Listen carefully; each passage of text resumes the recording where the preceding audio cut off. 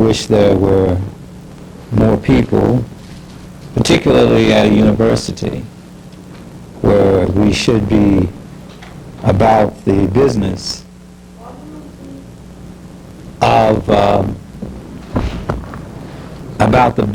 of understanding the world in which we live. It sort of reminds me of a statement by Marx. He said, philosophers have interpreted the world. The task is to change it. And that means that we have to understand exactly what it is to be changed. And in America, we seem to be so busy with so many things that seem to be so important to us, but not to the masses of people in the world. And I want to talk a bit about that. I want to start a discussion of the New World Order with a comment that George Bush made on March 5th. And he was speaking to the so-called law enforcement officials. And this is what he said. He said, the kind of moral force and national will that freed Kuwait City from abuse can free American cities from crime. Bush was speaking to a group of 650 so-called law enforcement officers. And so he's telling them that the same moral force and national will that freed Kuwait City can be used to free or to correct the ills of the urban situation. There's a lot that can be said about that because we know how Kuwait City was, quote, freed. I would use destroyed. And I wouldn't talk about destruction by Saddam Hussein either. I would talk about the destruction by the United States and its allies. And I think the lies is more important than any other aspect of that word. Now, let's just talk a bit about the New World Order. I reached in my pocket and pulled out $1 because this is America for you.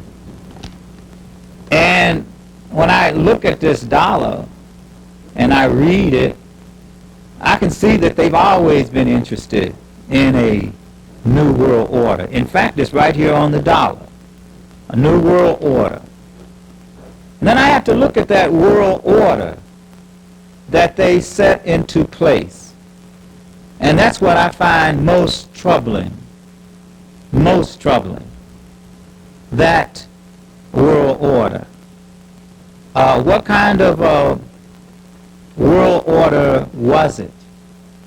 Well, if you read the preamble to the Constitution, it says what? We, the people of the United States, in order to form a more perfect union. That seems like a New World Order too. A more perfect union to establish justice.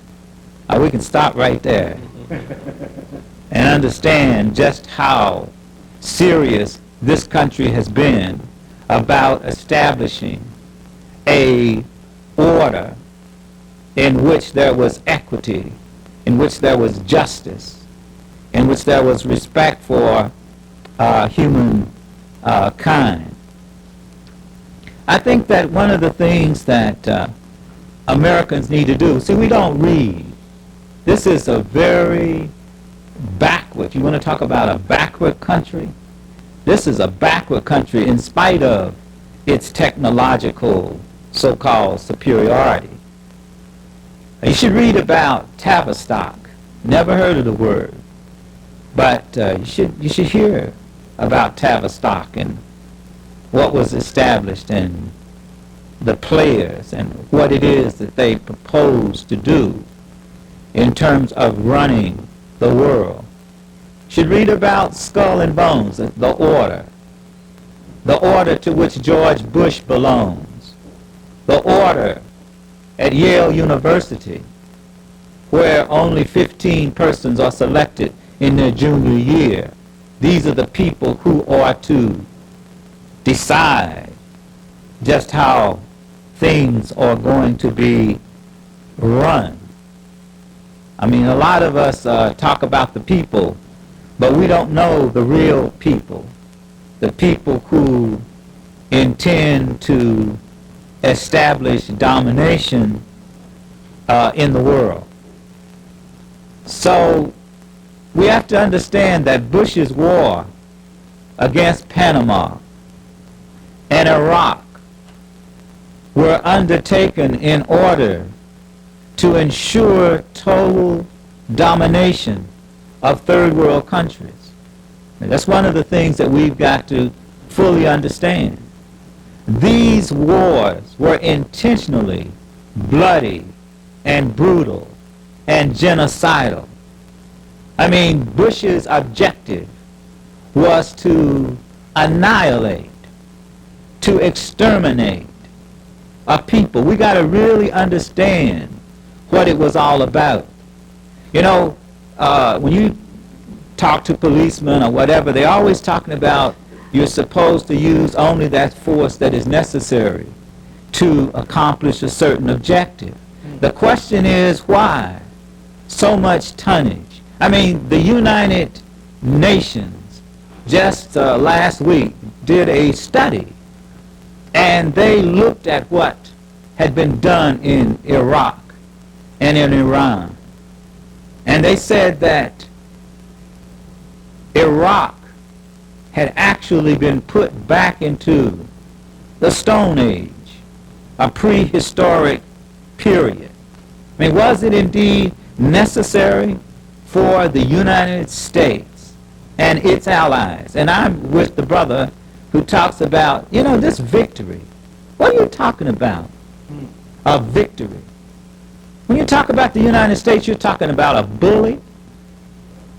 That's what you're really talking about. They never take on anybody that has equivalent, you know, arsenals. They take on small countries. Here's a country of in excess of 250 million people jumping on a country with 15 million people. But not just by itself. That would be bad enough. But then to get 28 others, that's like my going out in the corridor and 28 people jump on me and you expect me to win. What the hell in the hell am I going to what? Win. And then you call that a victory? I can't see that as a victory. No kind of way. And to talk about morality, George Bush, morality, to mislead the people, to tell the people that you are really, in righteous indignation, very upset with whom? Iraq, because they invaded a tiny little country when just the year before this country had invaded Panama, on Christmas night or whatever. It came upon a midnight clear. Yeah, the paratroopers and all, that whole stuff. And the same people, Colin Powell. And as I was telling some people Saturday, yeah, that's the proper name for him, Colin Powell. It's the content of the colon that he represents to me. Do you understand what I'm saying? And so we've got to really begin to see who these people are that wage these wars against the powerless, against those that they would have you believe to be victims. And over the years, and Saturday, I guess it was Saturday or Friday, whenever I was here, I brought with me a couple of discharges from the armed services, because I've been in armed services twice. See, I was a double fool. Once wasn't enough for me. Because, see, I believed in the United States. I didn't know anything else to what? Believe in. That's what I was taught. I quit school when I was in the 9th grade, joined the service to go and kill some people that I didn't even know where they lived, what they'd done, or whatever. Just like the people who went to Saudi Arabia, who supposedly were going to defend Saudi Arabia against the what? Iraqis. And it's an irony that African people, this is what bothers me. It bothers me at an African institution, that we aren't here and that we aren't learning. But African people went over there to what? Fight for the freedom of some Arabs. Don't you understand this clearly? The freedom of Arabs. We don't even have freedom here. What the hell are you going someplace else to fight for freedom? Fight for it here. When the Arabs, even before the Europeans, put Africans in captivity. That's deep to me. I want to talk about reparations. I'd like some from Saudi Arabia and all those folks too. Since Bush is going to talk about reparations, Iraq should give reparations. And you understand how lawless and ruthless Bush is and these people? It's like Iran. When the Shah was in and they bought all these planes and all that, and they paid for it. And these planes and things are still in the United States in warehouses. And the Iranians can't get them out. And they have to pay storage on stuff that they've already paid for and can't even get. That's deep. And now the United States is going around looking at Iraq's assets.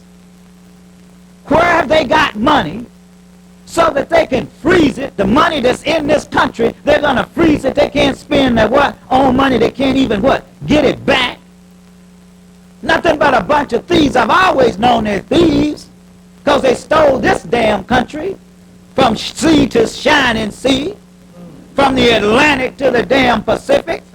And so you have to really look and see what you're really dealing with. George Bush is a liar. You've got to begin to deal on that. Some people want respect for the president. Well, if you want respect, you got to earn it. And George Bush has been doing a very poor job. And all these people with the yellow damn ribbons, and all these people with the American flags, it's really, really disgusting. It's sickening. Because it's like, yeah, I don't support the war, but as he said, support the troops. What you mean? The troops are the ones that fight the damn war. Can't be a war without the troops. You're talking nonsense. You support whatever it is George Bush tells you to support. And then the Congress acts like it's what? Helpless. They said, they even debated. I learned when I was in the 2nd grade or 3rd grade or something like that, that the Congress is the only one that can declare war. And now in 1991, they're debating whether the president can declare war or the Congress can declare war. And then they got up and went through a whole big thing, and finally Congress said, do whatever you want to do whenever you get ready to do it. Gave him a check, carte blanche. And he couldn't wait to do it. And we've got to begin to understand that, what it is he did. First it was what? Desert Shield. And then that lying rascal turned around and it became Desert what? Storm. Flying sorties. Set a record. That's what they were all about. And right now in Iraq, the war is supposed to be over, and they're saying that, hey, I listened to Mitchell last night, George Mitchell, the so-called what? Senate majority damn leader.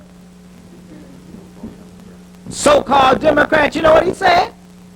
He said, look, here is Hussein, the president of a country, who who has every right, whether I don't support Hussein, he's a terrible person, just like what? George Bush. Let's be real clear. I'm not a Saddam Hussein supporter.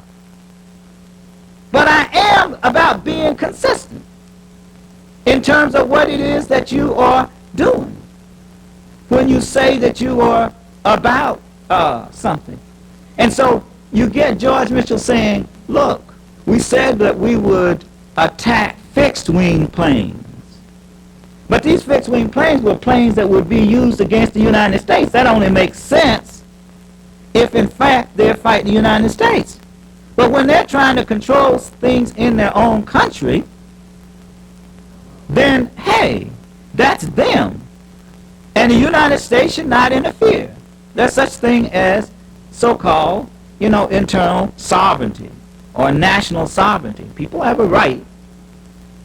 They didn't ask him to come in and shoot down the plane. And so Bush went on, George Mitchell said, we should shoot down the helicopters too. See, they're always expanding what it is. First, they start off doing one thing, and, if you give them a damn inch, they will take a mile. They'll take your life. And so when we start talking about, I've listened to Senators, D'Amato from New York, call for the assassination of Hussein. I've listened to him call for the assassination of Noriega. I've listened. I've listened to George Bush said if anything happened to him, it wouldn't bother me. I wouldn't lose any sleep. What do you think that is? And yet the law says, international law says that what? That the head of state should not be attacked. These people are always talking about law, but they are the most lawless people that you can find. Even the Justice Department is now being sued, Thornburg, because of the Inslaw thing here with the computer business, where the Justice Department engaged in, they have to file bankruptcy, etc. And so you got Bush and Thornburg, you had Reagan and Meese. Talk about justice, talk about a new world order. There's no new world order. It's a continuation of the same old decadent and backward kind of policies that characterize this country. If he's interested in law and order, he ought to check on his son, Neil. Do something about that. The lying wonder, the thief, you understand? It's like we've got to, there's so many things. We've seen the LA bit, and you can't even get anything out of them. I listened to Ted Koppel, and the guys were saying, well, yeah, it's awful, but you got to understand the situation under which the police operate, under which they, whatever. They lied about what? How fast he was going. I thought he was flying a damn plane first. Then we found out never exceeded 65 miles an hour. And then you got a bunch, just like they did in Iraq. They won't attack you unless they're in a bunch. The Klan was the same way. They wouldn't come up like a man and meet you one-on-one. No, they ride up with hoods over their damn faces, and they kill Iraqis with infrared kind of thing where they could see them at night as if it were the day, and the Iraqis didn't know they were being, just shot them right down. As they were retreating, they incinerated them. Even the fires now that are over there, you want to talk about the ecology?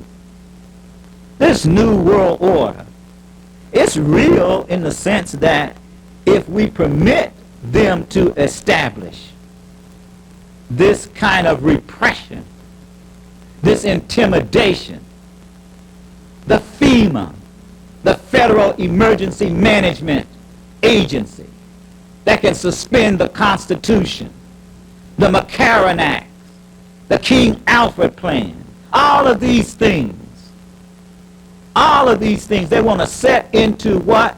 Motion. Because they can. because this is a nation of sheep. They know that most of us are looking at what? Some kind of rap business that has nothing to do with the main, what? Business of this country. Or doing something else. Because I wonder where the students are. I'm always wondering, where the hell are the students? What do you own? What's so important that you gotta what? Do besides what? Learn who your enemy is and what you must do in order to deal with him. That's my job. I'm gonna always tell you who he is. I can point to him. You know, his picture is always being what? Taken. So they're trying to establish this new world order in which might means right. When they push for white unity, and they're against what? Arab fundamentalism. Dig it? Should be freedom of religion, wherever people want to be. If you want to be a Muslim, a Muslim fundamentalism. And Arab unity, that's one of the things that what? Bush does not what? Want. Say he can't see any linkage between what? The Palestinian situation and the Israelis. Well, he can't see. He needs some damn glasses or something. And so, brothers and sisters, I hope you don't go for the okie dokie, or as they say, don't believe the damn hype. You know, this is 1991. We got to understand genocide and what it's all about, and that's what this man has been what about and is about, and we need to face up to that. And hopefully there'll be questions, and save your damn money, you know, in spite of what's on it. I mean, my last thing is this. Even this thing is a joke. They tell you that the number 13 is an unlucky number, but everything on it is 13. There are 13 13s on this damn dollar. Read Tony Browder's The Browder File. He'll run it down to you. They're liars. And as long as you don't read, as long as you're ignorant, they can keep you, you know, as they say, mental, ignorance is sort of mental violence. It's mental violence. And so we need to get well. And I'll see you, you know, at the barricades.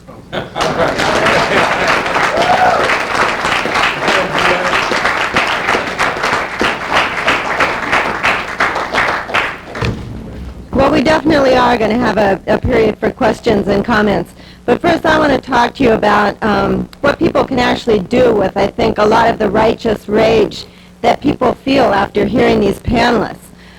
We've been talking to students on campuses across the country who've asked us, what difference will it make if people read and wield this newspaper, The Revolutionary Worker? So first, I'd like to give you a sense of what this paper means to people on the bottom of society who dream of a whole new world. And this is from a letter we received from a prisoner who wrote in support of the tour and who'd been reading the paper for 3 years. He said, "I was introduced to the RW by a progressive-minded brother. After a period of time, I grew to appreciate the directiveness of the RW and its bold revolutionary stance. It has helped to educate me with its thorough and objective analysis of developments and conditions here and the surrounding world. The RW helped me to understand the oppressive and exploitative nature of this capitalist system. I've resolved a great many ideological questions. For example, my former adherence to certain black nationalist dogmas and my attitude towards women and people of the white race. I today understand the necessity of unity amongst all nationalities in order that we may consolidate to struggle collectively against an equally common foe. I therefore would like to urge all who contribute to the RW to please continue your support and rest assured that a great many are being reached here inside the prisons, and their political awareness, of course, is being raised. RW, keep up the good work and give no room to those who rule. Tell it like it really is and needs to be, a comrade in prison." See, as events in the Gulf show, political power grows out of the barrel of a gun. But those who run this country also maintain power through a vast network of lies and deceit. Now tell me, did this happen to you during the war? You call your parents, you start talking about the news, you ask them what they think about what's happening with the war in the Gulf, and boom, right away it's like magic. They start repeating the exact words from last night's 6 o'clock news. You get an instant replay of Ted Koppel's Nightline right over the phone. And then your dad's going to try and tell you he thought it all up by himself. And then when you start saying something against the war, he accuses you of being brainwashed. I mean, it's amazing how quickly the White House gets its spin doctors out there, especially when they're doing something like dropping bombs on a third world country. They know the importance of creating public opinion. And they know that in order to do this, they have to control what information people get, what information people don't get, and what spin to put on the news. They got to get people to believe this system's in the interests of the vast majority of people. But this is a lie. And in order to learn the truth and figure out how to deal with the problems in society, people have to break through this whole system of lies, hypocrisy, and censorship. And that's what the RW is all about. And there's no other place you can get the kind of stories that are in this paper. Here are some headlines from some typical issues. Marines hold Jeff Patterson captive. This was a story on the GI who refused to go to Saudi Arabia. Interview from Palestine. Fearless under occupation. This was an interview with a photographer who just returned from traveling in the Middle East. Mohawks versus Mounties. This was coverage of the struggle of the Mohawk Indians in Canada, and we were the only paper to send a reporter to go behind the barricades to talk to the Mohawk people and spread this story throughout the country from beginning to end. Don't diss the sisters. A letter from a young black guy on how, if you're a revolutionary, you've got to fight women's oppression. And in this Spanish edition that comes out weekly, El Obrero Revolucionario contra los censores. This was coverage of Two Live Crew trial in the fight against censorship. Abajo el apartheid estilo Chicago, a special section on the conditions in the Chicago housing projects and the fight against lockdown conditions. So through the RW, youth in the ghettos and barrios actually share their struggles with artists fighting censorship, as well as youth 10,000 miles away in Soweto. Women fighting for the right to abortion actually speak to immigrants, taking on government repression. The homeless and those in prison communicate with students, anti-war activists, and environmentalists. And the RW is a way people from all different struggles and all different nationalities talk to each other and share experience in fighting a common enemy. It's a way people learn these struggles are not isolated, and that the many injustices in society are linked to the very workings of this system, and that only revolution is going to bring about the kind of fundamental change we need. So I already read you the letter from the prisoner, but let me give you another example of how the oppressed revolutionary people speak through the pages of the RW. This is from a homeless woman who was active in Tompkins Square Park in New York City. She wrote, "Before, when I was growing up, I was always totally dependent on my boyfriends. I was terrified about being alone, and I wouldn't leave one boyfriend unless I definitely had another. And I put up with a lot of junk because of that. Then, when I was married, I was terrified to leave the house. I would never think of leaving my husband. I thought I needed him to protect me. Now I don't need anyone anymore. I've learned so much being out here, not just about survival, about getting food and shelter, but also emotionally, what it means to be a leader, how to get along in a group of people. I'm so much more confident in my own abilities and independent than when I was married. I've been thinking, as bad off as we are, we have a basic desire for some sort of order. You know, like we share whatever food we have with each other. We take care of each other. If we have a problem, we discuss it. Some of it just seems natural, unspoken, like we just know what we have to do. And some of it we talk about and organize. Anyway, I was thinking, you know, when we were talking about people running society, couldn't it be something like this? the proletariat, those who have nothing but their chains. I like that. That's definitely me. That's the way I feel.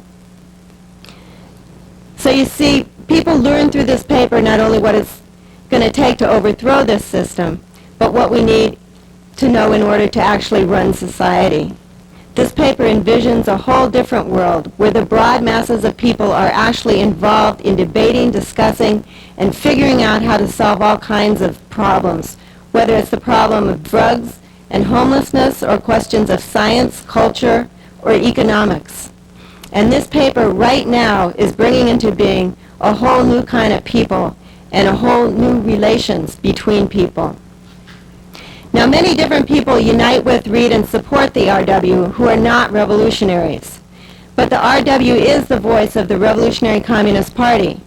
And the party sees this paper as a key part of concretely preparing minds and organizing forces for revolution in this country.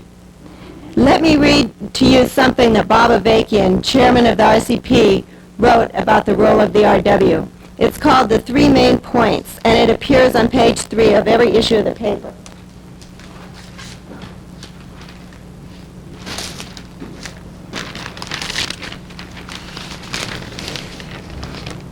What do we in the Revolutionary Communist Party want to learn from all that is exposed and revealed in this newspaper? Mainly these 3 things. 1. The whole system we now live under is based on exploitation, here and all over the world. It's completely worthless, and no basic change for the better can come about until this system is overthrown. 2. Many different groups will protest and rebel against things this system does, and these protests and rebellions should be supported and strengthened. Yet it is only those with nothing to lose but their chains who can be the backbone of a struggle to actually overthrow this system and create a new system that will put an end to exploitation and help pave the way to a whole new world. 3. Such a revolutionary struggle is possible. There is a political party that can lead such a struggle, a political party that speaks and acts for those with nothing to lose but their chains, the Revolutionary Communist Party, USA. This party has the vision, the program, the leadership, and the organizational principles to unite those who must be united and enable them to do what must be done. There is a challenge for those who would like to see such a revolution, those with a burning desire to see a drastic change for the better, all those who dare to dream and to act to bring about a completely new and better world. Support this party, join this party, spread its message and its organized strength, and prepare the ground for a revolutionary rising that has a solid basis and a real chance of winning. So I think this paper is an exciting and essential part of people's political development. And this has special meaning for me because a paper like this was not always in existence, especially during the 60s and early 70s. And I also remember standing on a street corner in Haiti when things were really hot, talking to a group of students. And in a lot of ways, they reminded me of myself and other students during the Vietnam War and the Black liberation struggle in this country. These Haitian students had helped lead a powerful nationwide boycott of the baccalaureate examination. And this is an exam that these students had prepared for years and which was the single most important thing which would decide what kind of career they had. But these students tossed all that aside to join with and help lead the tremendous mass struggle sweeping their country. And like students I knew in the 60s, they wanted to figure out how to really change society. They bought every newspaper they could get their hands on. They grabbed every leaflet and pamphlet. They checked out all kinds of groups with different political lines and ideologies. And most of all, they wanted to read the most outrageous, the most radical, the most banned material, the stuff the authorities and their teachers had warned them about, like the Red Book by Mao Zedong or Marx's Communist Manifesto. They were in an urgent and extreme situation and wanted urgent and extreme solutions. And today I see a similar process going on. Many more people need to be reading this paper now, and the basis exists for this to happen. We need to take on the idea that taking out this paper just brings down political isolation or repression. Just the opposite is true. The level of political consciousness and activity on this campus, for example, would be a whole different scene if there were just a couple of hundred regular readers of the Revolutionary Worker. And this is one thing this tour aims to accomplish. We need to increase the distribution, subscriptions, and financial support of the RW on this campus. And the only way this is going to happen is if people like yourself take this up. We need you to find the different ways this paper can be distributed on the campus. We need you to become writers, photographers, artists, and translators for this paper. The RWOR is the only weekly bilingual newspaper with editions in English and Spanish. And I want to pose a question to all of you who are angry at the ability of the media to whip up patriotism and support for the war. I want to put out a challenge to all of you who are frustrated with the fact that within the anti-war movement itself, there was a lot of confusion and demoralization. People even wearing these yellow ribbons. Doesn't this underscore the importance of getting this paper out, and even more so right now to help break through the continuing lies and censorship? Where will the movement be the next time the U.S. wages war, which may not be that far off? How prepared will we be if the U.S. Marines invade Peru next month? Will there be thousands of people who've been reading the RW, who know about the People's War in Peru, and who understand what the system is all about and are prepared to cut through all the government lies and censorship and lead broader numbers of people? Some people say, what can we do? We don't have the kind of money and resources that the New York Times or TV network has. We don't have the big high-tech, big money means of communication and travel. But I think we have something even more important. We have the truth, and we have the masses of people. And these two things put together are a powerful force that in the long run is even more decisive. We've seen that the mainstream press has nothing to do with getting at the truth or being objective. Check out the statistics on Nightline in August before the war broke out. Percentage of Nightline guests during August who were male, 89. Percentage of Nightline guests who were white, 98. Number of U.S. guests opposing U.S. military intervention in the Middle East, 0. You see, where one group benefits from the oppression of another, it is always in the interest of those on top to cover up the true nature of these relations. It is in the interest of the South African government to cover up the real nature of apartheid. And it's in the interest of the U.S. government to cover up what's going on in the Middle East and what's going on every day in the ghettos and barrios in this country. On the other hand, those on the bottom, the victims of this system, we have no interest whatsoever in hiding the truth.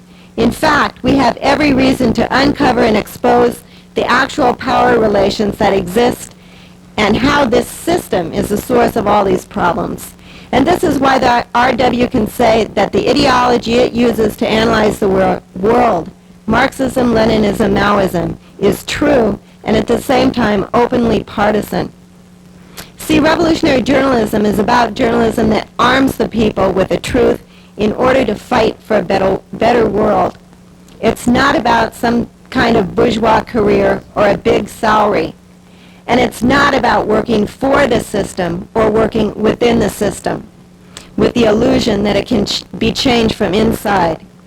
It's about being able to tell the truth and stand with the oppressed.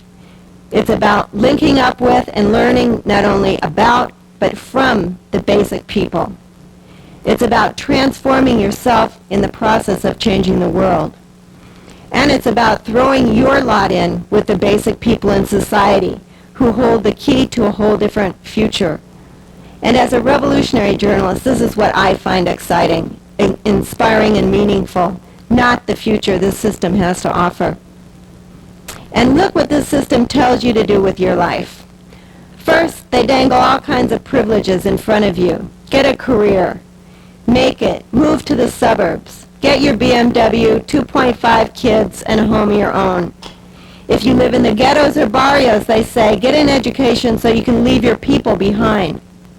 Then you can live some kind of yuppie life where you don't even have to think about how most of the people in the world live. And not only this, you're told to fear those on the bottom.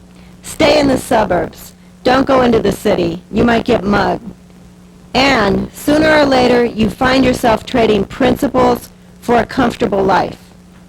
You don't believe it? Look at what's around you. These institutions of higher learning are already trying to separate and elevate you above the masses of people. You're made to believe you're in college because you're better than everyone else, better than those stuck in the ghettos, that you're smarter or you work harder. But this is nothing but a lie to cover up the fact that America, from top to bottom, is a country of inequality and discrimination. And what about those among you who do see injustices and want to do something about it? You're told, be patient, work within the system. This is the only way to change things. But this, too, is a lie. They're training you. Like the youth in South Africa described it to Michael, to go along with system, become part of system, think like system. But the fact that you're here is a sign you're at least beginning to question system or wonder if perhaps there's a better way to run society. Some of you are here because you're seriously looking for a way to contribute to the struggle against oppression. The world is being turned upside down. Now is the time to step forward and follow through on your convictions. Now is the time to join with others who want to make their lives matter to the people of the world.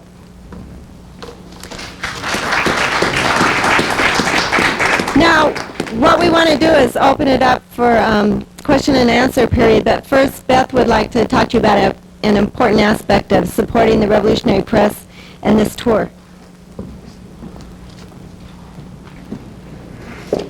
Hello, I'd like to thank everybody for coming this evening, and my name is Beth. I'm on the local staff here of Revolution Books in Adams Morgan. You may all know about place, of course, where you can get the Revolutionary Worker. I want to speak about something real briefly, and we'll open up to questions and answers. You've heard from this exciting panel of revolutionaries this evening, and you know what time it is. And I'm honored to be able to ask you for your support. If you've been sized in any way, like I have, by what you've heard tonight, then you have a responsibility to help support this Yo Tour financially. The vision tonight, I think, has been as broad as it has been deep. From the rural areas, as Michael spoke, of Azania to Haiti, to the cities here in the belly of the beast, from the complex and urgent question, what will it take for the real liberation of black people, to what really is at stake in the Gulf War. We'll be passing a can in just a few minutes here through the audience, and we urge you to dig deeply to help support this tour. This tour has been a class battle everywhere we've been. We've been to such places in Los Angeles as Cal State and UCLA, Ohio State, Kent State, the San Francisco Bay Area, Columbia College and Northwestern in Chicago, Wayne State in Detroit, University of Michigan, Ann Arbor, as well as Hunter College in New York City and others. Now, the Yo Tour is traveling next to the cities of Houston and Austin, Texas, and then back again to Boston, Mass. And of course, I'm sure you can see the costs are great. The tour has a budget and specific goal that we set in each area. We're still right now in the middle of a battle to attain our goal here and to surpass it. We'd like to count on you to help be part of that process. There's literature, of course, living expenses, and travel for the panelists to crisscross the country with this important message of information as weaponry. The situation is just simple. Without the money, of course, from students like yourselves, we just can't get the panelists to the other cities. And as Nadine was saying, envision a different political situation here at Howard University. What would it have looked like if 200 readers of the Revolutionary Worker at Howard were doing this regularly before the outbreak of the Gulf War? There would have been, with the RW's piercing and enraging analysis, a much more quickly response, I believe, much more timely response. It would have been able to be more broad and more deep in taking on the powers that be, for example. This tour and the RW that it promotes have got to be given maximum airplay, but also your maximum financial support. Where else can you get such an outlaw analysis and a sense of serve the people? Now, whether, of course, whether or not you agree with all that you've heard tonight really isn't the question. Certainly, great numbers of students and others need to be exposed to this information. This is the voice, as Nadine was saying, of those on the bottom of society who are kicking it around the world. We urge you to give as much as you can and to do this in the spirit of serve the people, and we thank you.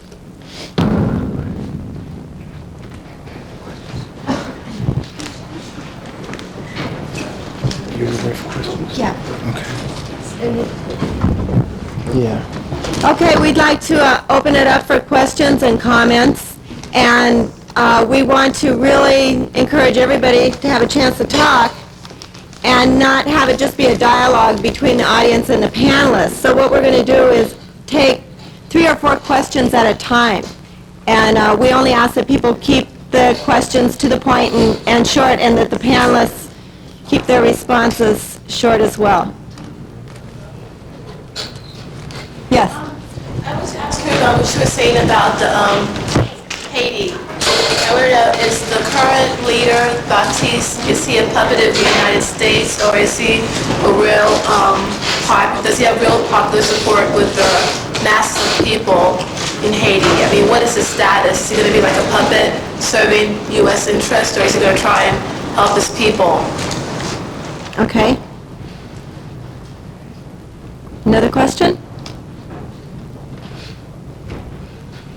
I think it was you on HUR on Friday nights. Who was on? I was on HUR Friday. Okay, I heard you on. And you said, you talked about Michael McGee up in Milwaukee, and you said you had a problem with him because he gave him until 1995 to start up what he thought was past due. And you said, well, you have a problem with that because we need it now. So I just want to know what your organization and others might be doing to undercut the powers and besides education. You know what I'm saying?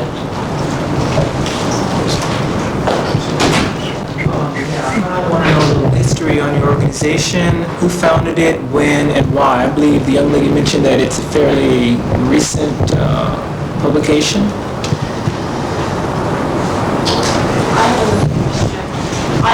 The topic of South Africa, I think it was Michael, you were saying that you feel that the armed struggle is the best way to go. Noting that South Africa has nuclear capabilities, what are the chances that if it came to, blows with blows versus the people and the government, that the government would just not turn the nuclear weapons on them? I mean, I think that they would have absolutely no problem doing it, and wouldn't it hurt the black people in the long run, because they, the use of nuclear weapons is total destruction. And one last question to Dr. Bay. I don't know, how long do you think the American people can go on this sort of drug euphoria about this supposed success in the Gulf before they're hit home with what's going on? I mean, my assumption is that we're under a recession right now, if I'm not correct. We have the S&L bailout to contend with. We have drugs that are just spinning out of control and are affecting the suburban areas as much as it's affecting in the city, but the media does not choose to play up on that. And I mean, I think it's just a matter of time, or is Bush going to find another distraction abroad? Because it seems to me that his success at home in 1994 depends on his being able to put the attention elsewhere, because if they turn it into the country, there's no way he can, because he really does not have a domestic policy per se. So how long can we, keep drugging the American public on this war business?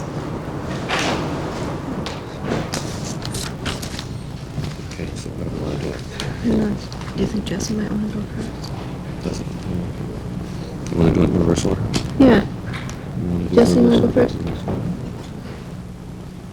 Why don't we go in reverse order, and Jesse McDade can respond to that last question first. Well, I think that you're quite right, that Bush, like other politicians, will probably find a distraction, and the American people, being the gullible people that they are,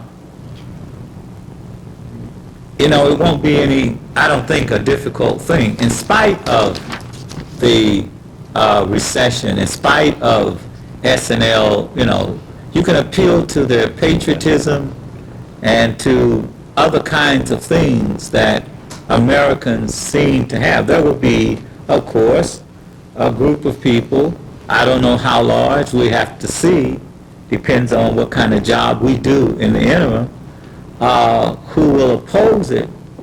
But it has worked well, and I can't see, as, what's his name, Schwarzkopf, or whatever his name is being talked about for the new drug czar. Yeah, right. And that only follows. And people would love to see it, to replace Bennett, who failed and went someplace else to fail. I see no problem in 1994 with George Bush unless the masses of people, poor people, become better informed and more active in opposing the Bush, machine.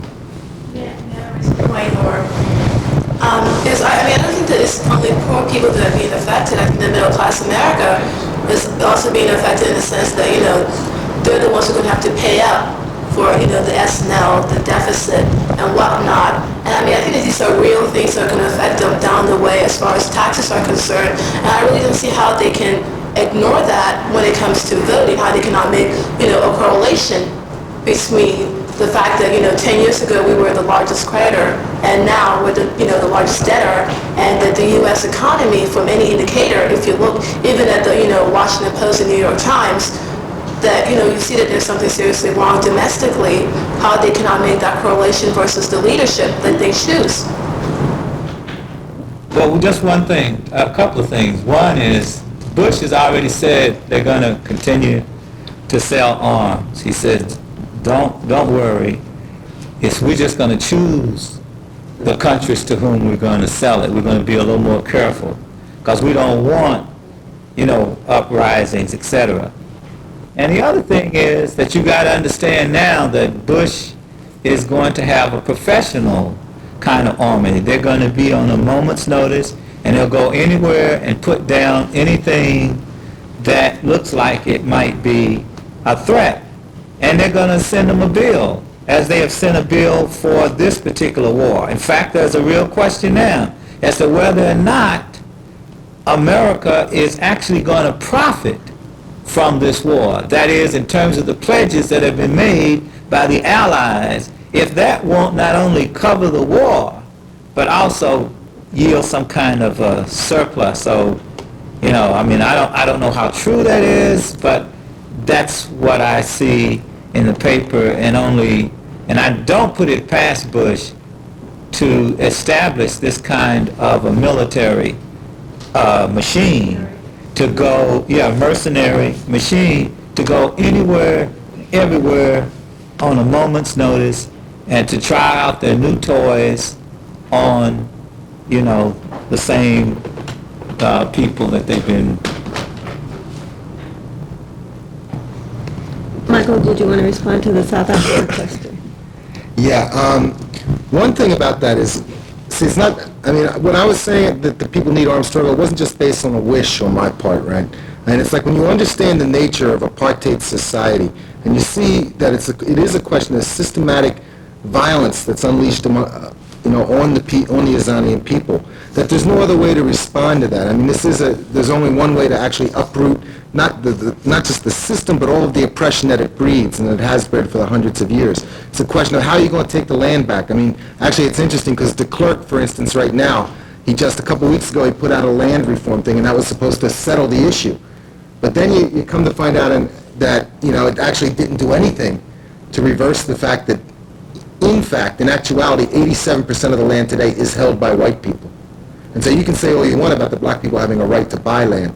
First of all, there's no land up to buy, and secondly, even if they could, where are they going to get the ability to do that? And how is this whole thing going to be handled in any way when even something like that comes up, something as useless and harmless as that, and you've already got the whites in the society, talking about, well, we'll take up arms to defend this. And I think it's actually, when you look at the systematic nature of the oppression of the Azanian people, both by the settler regime inside and by the imperialists, who I think it's important to remember too, have a lot vested in there. The super profits, like the point I was making, that they get off of the exploitation of the Azanian people, the strategic position of the South African, regime, serving as a gendarme, a lot like Israel in the Middle East. And there's a lot of factors at play in there, and I think there's only one way that the Azanian people are actually ever going to be able to truly liberate themselves, and that's by taking up, the armed struggle. And then I want to say, actually, in relation to that, is that it's not just the armed struggle, though, because there's many people mean different things by armed struggle.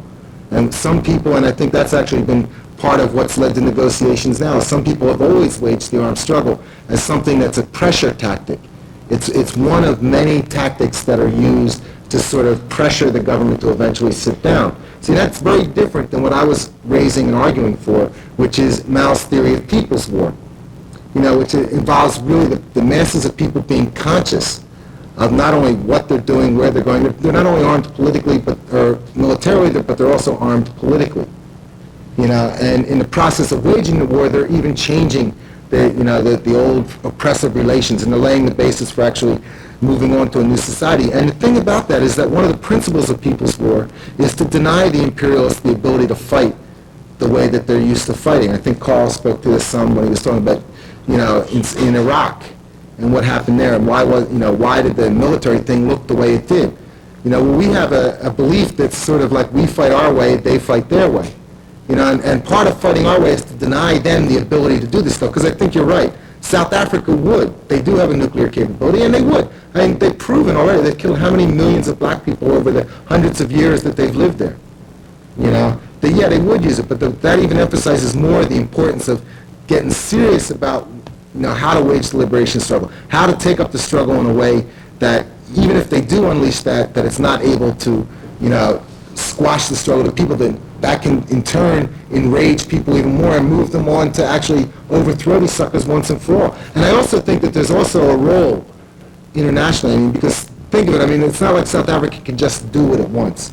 But I think there's a lot of stuff. Look at the kind of pressure and exposure that was done on the South African regime and on the U.S. imperialists in the course of the whole mid-'80s uprisings. So I think all those things play in, and the important thing, though, is to really wage the war in a way that's going for real liberation, and where the people are really mobilized and denying the imperialists at every turn what they want. I want to make one note, because the ANC has been waging a violent struggle. It just ended a year ago or so when Nelson Mandela decided to formally end that struggle. And it seems to me it was up until the 80s when black people here in the United States started to push pressure on the Congress that something really happened as far as the sanctions, that we really saw the government beginning to relent and to face up to the fact that sooner or later they're going to have to, share power, that did not come from within the country, but it came from outside as far as sanctions here in the United States and also in Europe. And I also want to make one point that it seems to me that what you're talking about, Marxism and the change in ideology, depends on unity, that the people must think as a bloc. Now, and I agree that in any kind of, the divide and conquer has been the way the Europeans have been able to oppress black and brown people throughout the world, and that if we are united, that we are more powerful than if we are divided. But can you unite and work within the system to achieve what you need, working within it and, joining your brothers outside of the country in the diaspora, like here in the United States and in Europe, to put economic pressure on them versus the violent means, because I'm trying to find a way of, change, of bringing about change without so much human bloodshed. And I feel that, if you can compare it to here in this country in the 60s with Martin Luther King and Malcolm X. Now, Malcolm wanted violent change and did not get the kind of support that Martin did. And I would say that Martin was able to achieve more. There's still more to be done, but there has been some progress through working within the system and acting as one unison, or having one leader as the voice. You know what I'm saying? Because it seems to me that your whole entire idea of violence or, armed struggle, a great deal of lives are going to be shed, or blood is going to be, spilled. And I just think that maybe the power is in coming together and working within it, and, using the sanctions, which seem to have done much more than the ANC's armed struggle has done throughout. Okay, let me just say one thing to that, okay, or a couple of things actually, because there's a whole lot there, but one thing is that I think, actually, if to raise, just to get into this question in this order, like working within the system, right? And actually, you raised the point about black people in this country working within the system. And if you look at the facts today, the situation of black people in America is much worse than it was in the 60s. If you look at what's actually going on in the situation of that black people are facing in their daily lives, the conditions they live under, the oppression that's coming down, and it actually is. And yes, there are a few people that were let in the front door, but you can see that here at Howard. I mean, look at the kind of things that the cutbacks that are coming down here, all the stuff where even those people that were let in are also now facing the squeeze. And I think in South Africa, you've got to recognize that to work within the system there is to carry out the oppression of your own people. That's in terms of the Azanians. I mean, that's the fact. Look at the people who, what is their job? Their job is to uphold the most brutal, racist system, of apartheid. That's what it is. That's their job. And the Bantustan leaders, they've worked within the system. That whole system, I think what we've got to get down on is that system is based on the thorough exploitation and oppression of the black people in South Africa. And to work within that system, everything's geared toward it. They might throw you, a few bones here and say you can actually, you can make a couple changes, but they're not going to be able to fundamentally change things. And in terms of bloodshed, my God, thousands, how many tens of thousands, hundreds of thousands of black people have been killed in the history of the apartheid regime alone. And that's only 50 years old. That's what we go, 40-some years old, not even 50 years old. How many millions of people have been uprooted, thrown away? There's tens of thousands of black children that die every year from malnutrition in the most developed country on the African continent. That's violence. Look at just 2 weeks ago, 11,000 people were arrested in a crime sweep. A couple hundred of them were actually arrested for crimes. The others were arrested for being young, wearing dirty clothes, all the marks of being subversive. There's all kinds of things that you can point to that show the violence of the system. And I think, actually, it's a very liberating. We're talking about revolutionary violence here, which is not what the ANC has been engaged in. The ANC has not been waging a people's war. They've been more along the lines of waging a few armed sabotage attacks aimed at pressuring the regime. In fact, they said a couple years ago, when the settlement around Namibia was getting worked out, they said, somebody asked them if the condition of having to withdraw their army camps from Angola was going to hurt their struggle, and they said, no, we never thought, Thabo Mbeki said this. He said, no, we never thought we could win anyway. We can't defeat them. This was just something to give the people at home hope while we, worked in the halls of power in Europe and Washington. And see, I think if you look at the kind of settlement that's being worked out today, or actually if you want to see a good example of what will be worked out through negotiations and working within the system, look at Zimbabwe. And I've seen Zimbabwe. I've seen it up close. Zimbabwe today, the masses of people in Zimbabwe live much worse than they did in 1980. The peasants are still landless. Their numbers have increased. The middle classes are, some of them have benefited some. A lot of them have even basic complaints about the society. The only big change that I saw, that besides bringing a few black faces into high places in Zimbabwe, the big change was there's 10 years ago, 11 years ago, there used to be a ghetto outside the city called Harare, when the city was called Salisbury. Now, when Mugabe came into power, they changed the name of the city to Harare. They didn't name the ghetto. But that ghetto is still there today. I was there. I stayed there. The population has tripled. There's nothing for the masses of people there. There's no jobs. There's little food. The only thing that's really changed in the relation to that ghetto is that now, in the press, it's called the high-density suburbs. And the rich white areas where a lot of the black government officials live are called the low-density suburbs. So there's not, it's that kind of facade that's put on that stuff. And I think actually, I'll leave it at that. You don't see the ANC as representing the masses of the South African, people, Is there any one group that you can put your finger on that says that do? Because I have the impression that there are so many factions, and that might be one of their main liability is that they're not united. And if if there's dissent, then the enemy can simply come in and widen the cracks. and, give the impression that they're trying, but, these black people can't get their act together, so, we can't have a serious discussion with them about, redistribution of power, land, et cetera. Is there any one group that you can say really represents the people? Well, I'd say that the factions, I'll just finish with this. I'd say that the factions, for instance, aren't based on just disagreements, not even what they run out in the press, what they try to run out in the press now of the Xhosa ANC versus the Zulu and Kata. No, that's not true. I mean, that's the first time. I remember when I read that the ANC was supposedly mainly Xhosa. I was shocked. I had never heard them say that before. I mean, actually, when the press in this country says that the ANC is mainly Xhosa, it was the first time I'd ever hear them say that. I mean, actually, they haven't ever described it that way before. One of the founders was Zulu. The point I'm trying to make is that these differences, there are differences among the people, but the differences are, not based on tribal differences, things like that. I mean, the differences between Inkatha and the ANC are based on real political differences. And I think actually the reason today why Buthelezi and Mandela are able to meet and talk about we can walk forward together is because essentially there's no real difference in their program. Now, what I'd say is to look at, there are other groups in the country, and they will contribute to the development of a revolutionary movement. There's also these emerging Maoist forces I was talking about.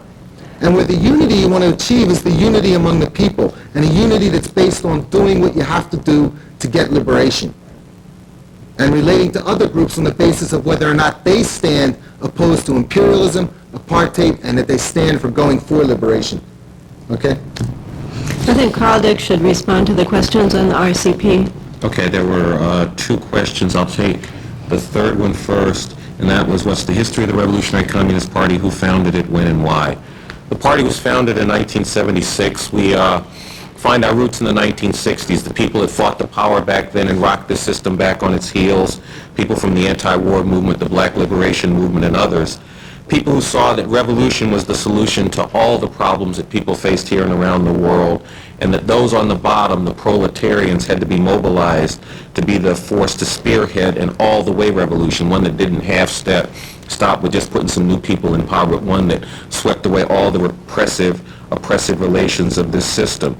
The party was based on Marxism, Leninism, Maoism, and we came to our thing on revolution because we looked at the history of people struggling against this government and saw that you couldn't vote them out of power, that was a sham, and a trick, that you couldn't buy your way into the system, you couldn't work your way through the system to end this oppression, that the only way you could deal with it was through the revolutionary overthrow of the government. Now, on this point about Michael McGee, my point on Michael McGee, and Michael McGee is the former Black Panther who's a legislator in Milwaukee who has formed a black militia, and he has given the authorities in Milwaukee till 1994 and 1995 to meet the needs of black people, and if they don't, he says his militia is going to carry out offensive operations. That, in a nutshell, is what I think he puts forward. My problem with that is that he says that we have to see until 1994 and 95 whether or not this system is going to meet the needs of black people. This system has already proved to us that it will not meet the needs of black people. It is based on the oppression and brutalization of black people. Been proven that since they dragged the first African here in chains. We don't need 5 more years to find that out. That is my problem with Michael McGee.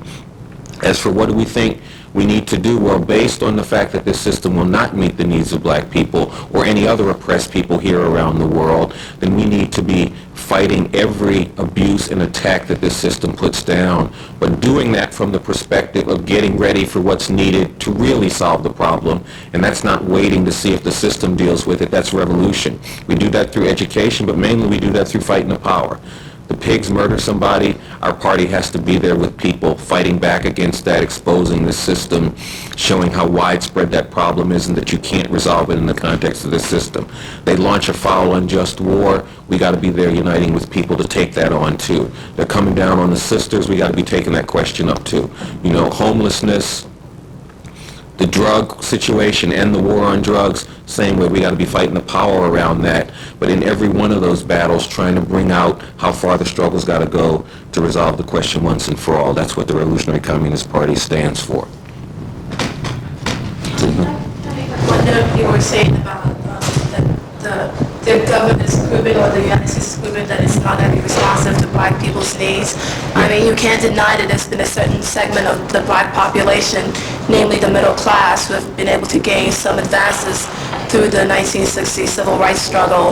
And my observation is that probably the biggest problem towards black America right now is the split between the middle class and the lower class, which is the way they've done everything. It's like divide and conquer, give a few some crumbs and the rest, so that you divide them and you have this illusion from the middle class that they are somehow advancing. Now, don't you think that maybe if the middle class were to be re-educated and realize that they're really, as much in economic slavery as, their the lower class or poverty level sisters, that we could once again have the kind of block that we did have in the 1960s to once again push the system a little bit further on.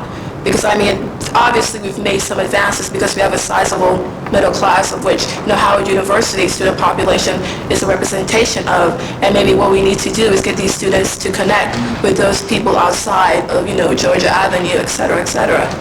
Well, I challenge people from the middle class, particularly black people, other people of color, to link up with the masses of the oppressed people here in this country and worldwide every day. But no, the biggest problem that black people in particular face is not the split between the middle class and the people on the bottom of society, because it's not, the middle class does not create the conditions that has large numbers of black people living under the misery and brutality that they live today. It's the system that does it.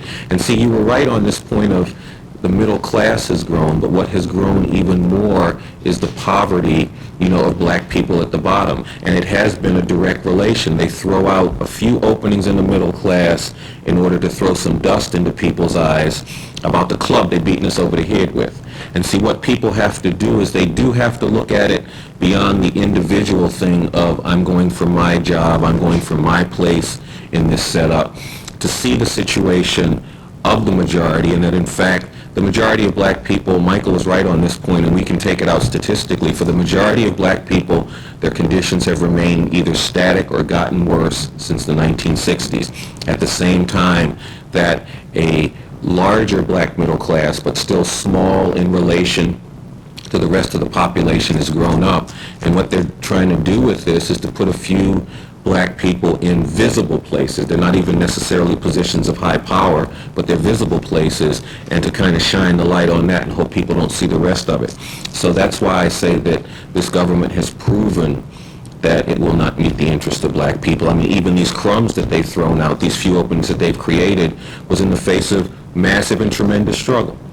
And all it came down to was some crumbs. And what I think has to happen is the struggle shouldn't be focused on how can we get a few more crumbs a little bit faster from them, but how can we wipe them away and then the pie actually be shared by the people who are responsible for creating it, the oppressed people of all nationalities.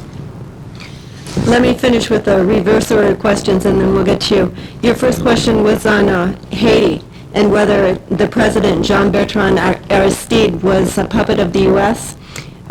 For people who don't know, he was a Catholic priest, a follower of liberation theology, who came to the presidency through elections. And I think definitely his sentiments are with the masses of people, the poor people. His social base was amongst the slums, the youth in the slums. But, and he's not a puppet, but he's very much still in the grips of the U.S. because the entire country is. And he's not able to actually mobilize the people to break the class relations and the social relations that would enable them to change the economic and political crisis the country's in. I was talking to a Haitian woman last night, actually, and she said that now in Port-au-Prince they have electricity for 2 hours a day because a lot of the electrical power plants are still in the hands of the Makouts, the Duvalierists. And the Army is still in the hands of basically the U.S. and the old oppressive system. And somebody has said that the presidential palace could also become a presidential prison because actually the armed force of the state, the Army, is still intact. Yes? Concerning what seems to be a recurring issue of violence versus working with or within the system, isn't really, though, a bourgeois state, is not that by function and definition institutionalized violence itself? I mean, generally latent, but tending towards vacancy. Okay, is there somebody in the back? Did you have a hand up? Yes, go ahead. Yeah, no, I was just going to say, I'm an activist community worker from South Africa, and I wanted to just reinforce some of the things that Michael has said about the situation there, and then pick up on one important point that you mentioned about the armed struggle. I think it's important to note that South Africa, the ANC, PAC, and all the major organizations of the people have never really had an armed struggle in the true sense of the word. And with regard to violence, as Michael has pointed out, I mean, the violence really comes from the institution and from the regime, and people are reacting merely to it. And that is why, you know, when we look at the struggle being launched at the moment, the ANC, as one particular tendency in the liberation movement, has disarmed itself, and which, of course, makes it impotent even on the whole question of negotiations. And that is why we believe that we're launching the struggle at all fronts, educational, cultural, civic, at all levels, including the armed struggle. So that we all know that negotiations is not going to bring any fruits or benefits to the masses of people. We know that. And that is why the other organizations of the people are preparing for the time when those negotiations will be dissolved, even with a few of the ANC people who are at the moment supporting us. And it's important to note, I've just in our last few days spoken to the representative of the ANC in Washington, who told me that I can record her as saying that the ANC is not negotiating. They are just merely talking to the government about negotiations. Now, that we've never, I've come from South Africa when a couple of months ago, and that wasn't the position that we acquired via the mainstream press. And that is why it's so valuable to have people like Michael going back to report on grassroots opinions and developments. And I think he needs all the support here in the United States that he can get. Thank you.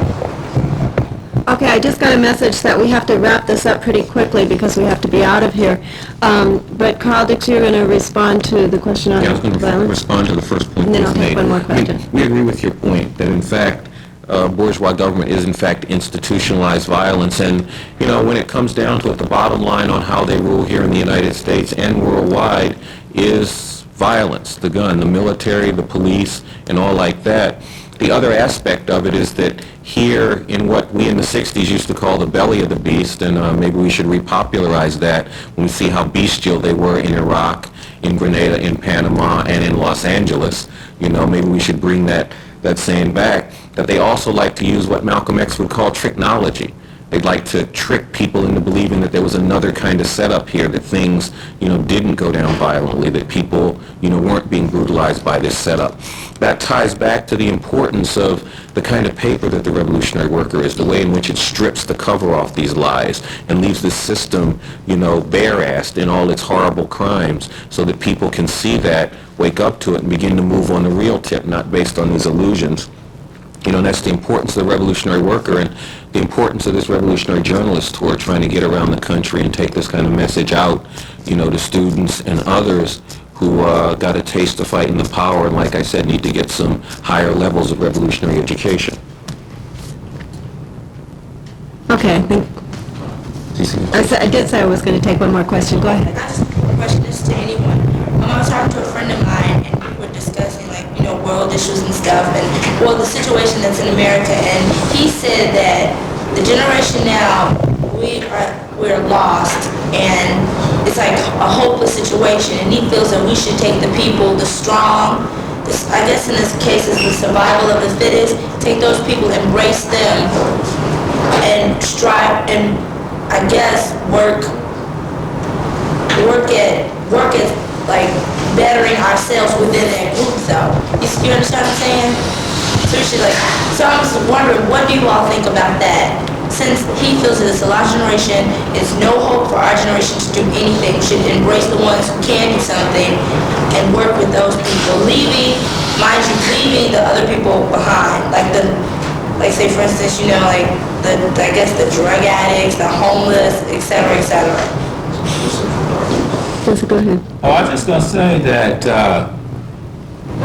the president of the Board of Trustees at Howard University understands that the plight of African people is getting worse. Every year he comes out with a state of Black America, and every year that state is worse and worse. And so we're caught in a sort of contradiction, because on the other hand, you got Howard turning out so-called bourgeoisie, and the question, of course, is, like, who are you going to work for? The people that you're talking about, the so-called drug addicts and homeless and whatever, that's actually the salvation of this country. They are truly, potentially, the revolutionary group. I mean, E. Franklin Frazier, who taught here at Howard University and who wrote the book, Black Bourgeois